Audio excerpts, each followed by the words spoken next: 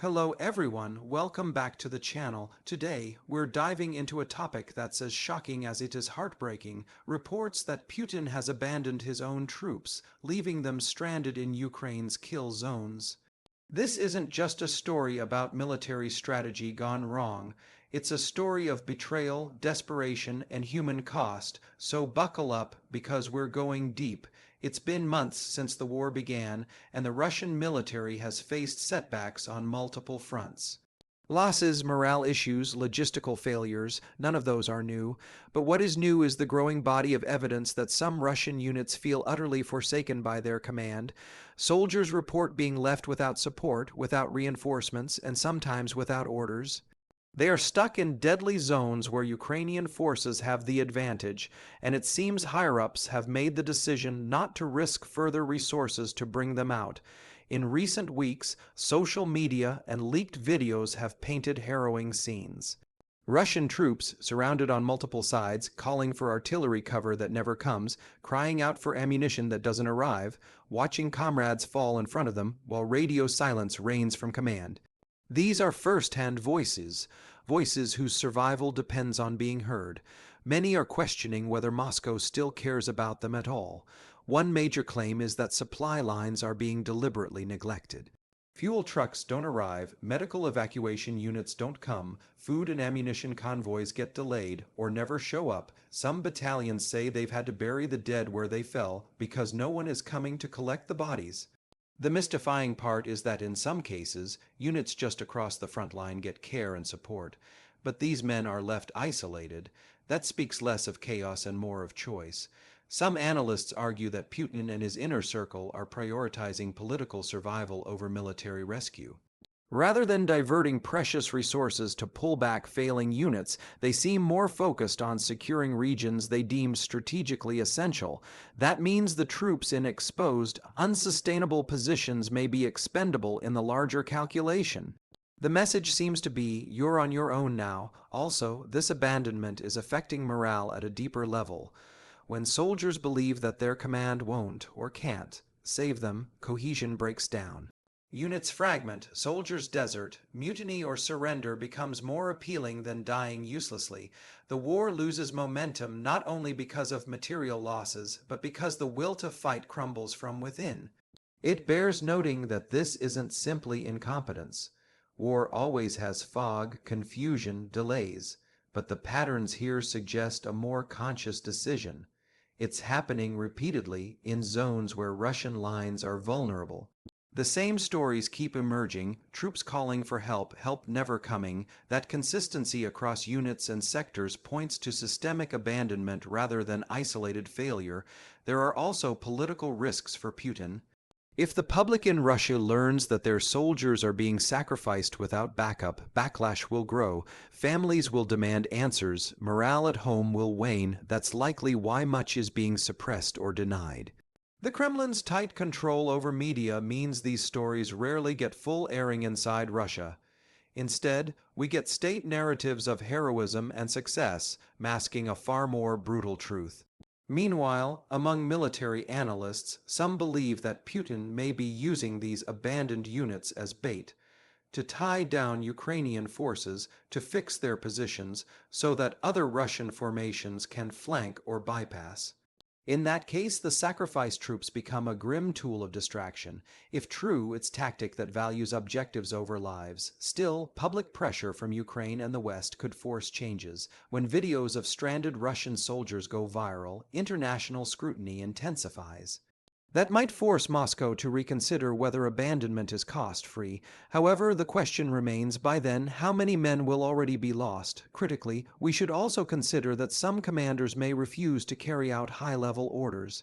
In other words, abandonment may not always be top-down. Some local leaders might deem rescue too risky and choose to leave their own men behind. That adds another tragic layer, that the chain of command is fractured, with trust destroyed at multiple levels. Let's not forget the human side. These are young men far from home, often ill-prepared, facing a brutal adversary. For families back in Russia, Ukraine, and beyond, the agony of uncertainty is unbearable. Some parents wait decades for bodies, some soldiers vanish, some are captured, some die where they stand. The psychological toll is enormous. There are reports of letters, audio messages recorded before last stands. Soldiers saying they're surrounded, ammunition depleted. If you hear this, know we fought. These final messages become fragments of memory, proof that they didn't go quietly.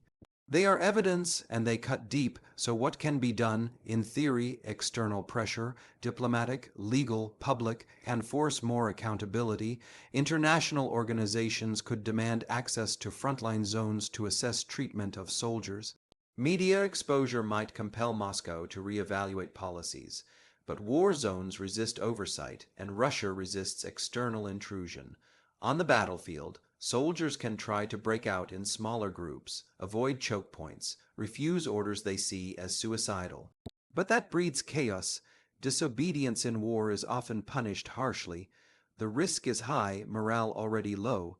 That said, when command fails, soldiers must make their own survival calculations. From a broader perspective, this abandonment undermines the Russian war effort more than any single battlefield defeat.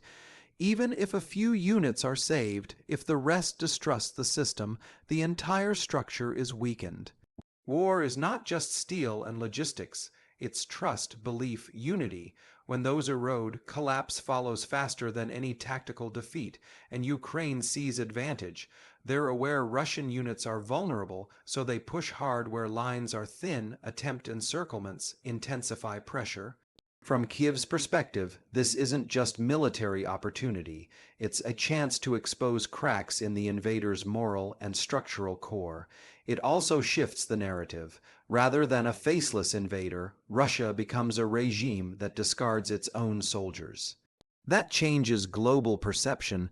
It may loosen support for diplomatic engagement with Russia when the moral cost of its conduct is so stark. And in rounds of public diplomacy, such actions will be hard to defend.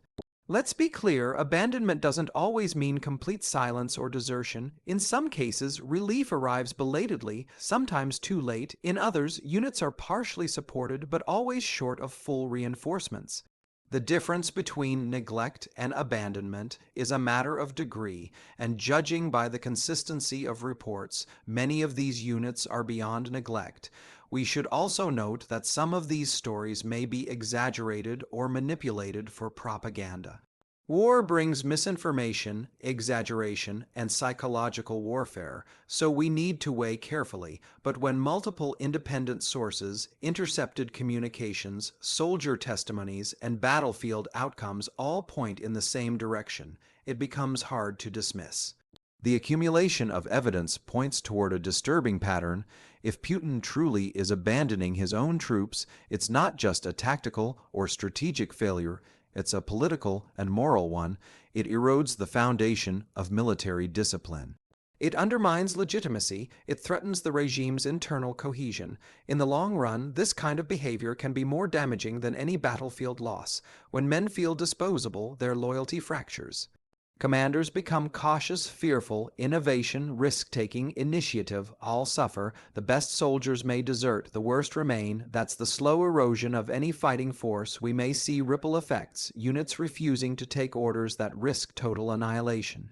Internal dissent brewing, moral injury haunting survivors, and beyond the war, months or years later, Russia may face crises of memory, accountability, trauma, and shame. These aren't fleeting wounds, they're societal. In closing, the reports of abandonment in Ukraine's kill zones reflect more than military missteps. They reveal a regime willing to sacrifice its own for broader ambitions. They underscore how wars warp ethics, loyalty, and trust. And for us watching from afar, they force us to ask, at what cost do we weigh victory when lives become expendable? If you found this explanation helpful, share it widely. Keep asking hard questions. The more voices demand accountability, the harder it is for such stories to be silenced.